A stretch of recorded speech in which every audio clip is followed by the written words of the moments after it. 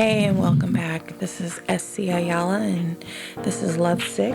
We're on a journey right now, reading the book Lovesick, Pages of a Poetic Heart. And I'm on page 129, and this is called Are You Kidding Me? The X Factor. And we'll get into the backstory on this right after. So without further ado, let's continue. And this is Are You Kidding Me? The X Factor. So he walks back into my life. So he's asking me how I am, where I've been, and how things are. Then he begins telling me about he's got 3 kids, 2 dogs, and a wife. As he's speaking, all I can think of is how he almost ruined my life. So am I supposed to be cordial because you finally stopped and said hello? When all along, while you were wilding out, you didn't give a damn about our whereabouts? So now you're here and you're talking, and I can't stand the sound of your voice. It's just noise, just words, not backed by anything more. I just wish you'd shut the hell up and exit out the door.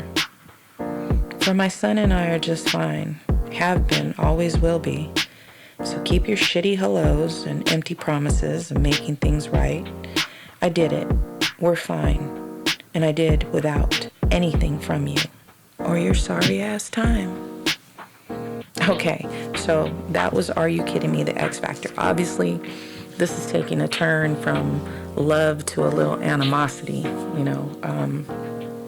without finding better words or lack of better words for that. The backstory behind that is, there's a lot of women out there that are single mothering, and, some men don't, or I should say some boys don't decide to stick around, or, they find other things or other women, and they're just out doing them. And we as women, pick up the reins and, basically handle things ourselves. Some women become bitter, and that's just what it is. Other women, they take those reins, they harness those feelings, and they do what is expected of them to do. Keep pushing. And they'll sometimes see the person that they had a child with later in life, and everything looks good from the outside. And, some of those guys actually have the audacity to be like, hey, how's it going? It's like, bro, what do you mean, how's it going? What do you think? Like, where you been? But I think a lot of times it's overlooked how strong these women are and have to become. And a lot of times people don't get it, These women don't need nothing from them. They don't necessarily want anything from them, If you're a dude out there and you don't have the ability to financially, let's just say it, take care of yourself, then obviously you can't take care of a child financially. There's more ways to taking care of kids than financial. And if you're not together with the mother of the child or children, there's more ways to contribute. You could always just say, she doesn't have to work 2 jobs and struggle finding a babysitter. You could be that. And the same goes for women. If you're with someone and things don't work out, and, I had a single dad, and I was grateful because I had my granny, and she was able to help out with babysitting us and when my mom didn't have us. And I had aunties, and, or I should say tias, And everybody was willing to share in the load of the single parents, and it takes a village. But one thing I can say is, even when you don't have a job, your primary job is to help take care of that child. And if all you can do is offer your babysitting services so that the mother or the single father doesn't have to worry about childcare and struggling to get babysitters and whatnot so they can go put food on the table and keep a roof over their heads, then do that. Society has made it so messed up to where, if you got a dad who stays at home and the mom works full time, okay, so be it. I mean, think about it, women. We asked for this. We asked to have, equal opportunities and women's rights and women voting, and maybe not us, but our grandmothers and great grannies and stuff. But the point is that we're now at a place in society where it's equal. So who's to say that if you got a stay-at-home father, and let's say he works on the computer all day and he does IT stuff from home, but he's home, it shouldn't matter in the eyes of anybody else. If it works for you in your home, then so be it. If you got a wife, or a girl or the mother of your children, and she stays at home and she's taking care of that baby, and you go out and you're taking care of the bills and you put your best foot forward to provide, then so be it. That's just what it is. You shouldn't have to explain to anybody, not your friends, not your family. Oh, bro, and I can hear it because I've been there. Bro, she doesn't contribute. She doesn't, excuse me? That's usually my reaction or my response to somebody who says, oh, your girl don't even work. Yes, your girl works. She's busy taking care of 5 kids, 4 kids, 3 kids, 2 kids, 1 kid. All day, every day, ensuring that your peace of mind at work is knowing that your baby is well taken care of. And it's the opposite.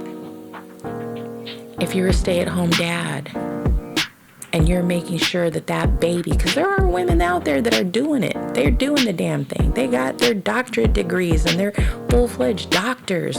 And they maybe, married their high school sweetheart who is now just, a stay-at-home dad. Okay, if that works for them, then why does it bother anybody? Nobody should be saying, oh, dude, your husband's a bum. Your husband ain't doing nothing. Like, why? Why does it matter who the breadwinner is? If it works for you and yours, it should be enough. That's all I'm saying. But if you're not even contributing to that child's life, then this poem, Are You Kidding Me? The X Factor, is definitely right there for you. Because again, the last thing I wanted to do was see somebody and be like, what? Is this person really talking to me? Like everything's roses and... Okay, but I haven't seen this person since the child was how old? Oh, okay. Yeah, but you're now at... And you're asking me what? Yeah, that was kind of how it kind of went down. And needless to say, I know plenty of women that go through it. And when they run into that ex and, the ex might have all his, eggs in a basket now and everything looks good and the new wife and the kids and, he's made a life for himself. Don't look at it as you did something wrong. Just look at it as thank God he finally got it together for her, for them. And if at that moment he says, I want to start helping out and sending, and even if your kid is like 17, about to be 18, just let it happen and see where it goes. Give yourself the opportunity to receive some of that help. Don't let the bitterness of the past keep you from receiving, whether it's a small blessing or a big one. But let it happen. Because ultimately, no matter what, you know you've been there. God knows you've been there. Friends and family know it's been you. Providing, struggling, striving to better your situation with no help. And at least at the end of the day, should that person come back around, should the ex come back around and say, hey, I at least want to help financially now. Before I couldn't, my situation was different. I'm doing better things and better now. At least let me do that for you. Receive that. Just receive it. If they say, hey, now I want to help you with actual physical care, take your time, assess the situation, and see basically how you feel, how your baby feels around that person, because sometimes estranged mothers and fathers can feel like complete strangers. So always remember to put the baby first. What's good for my child? Don't hold it over them. Well, you weren't here, you're not doing. If you can come to a good conclusion between the two of you, I don't even want to say conclusion,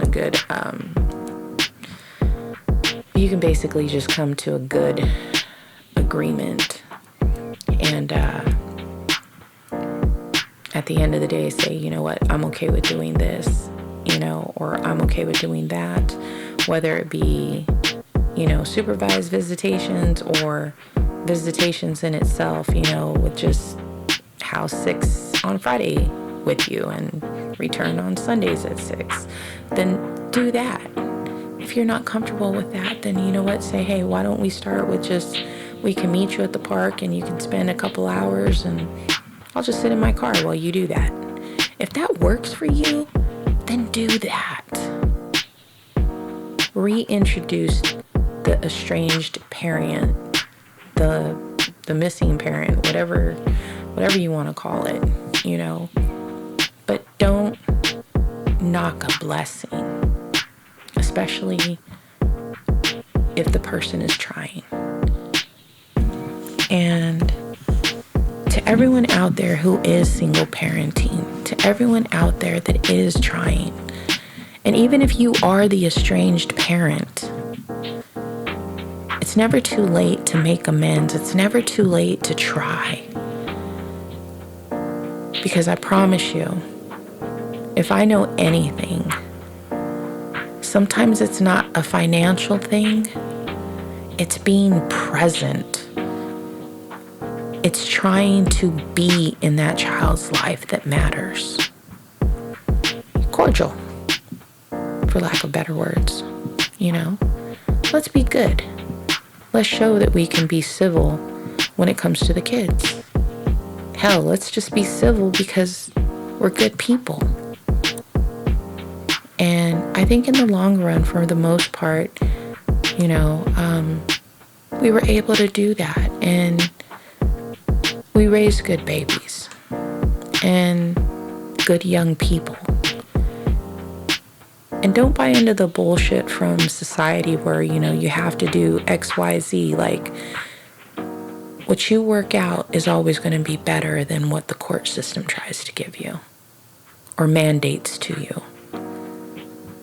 Believe in yourself and believe that it can be done amicably. Okay? Again, Are You Kidding Me? The X Factor. Page 129. This is SC Ayala. And until next episode, see you later.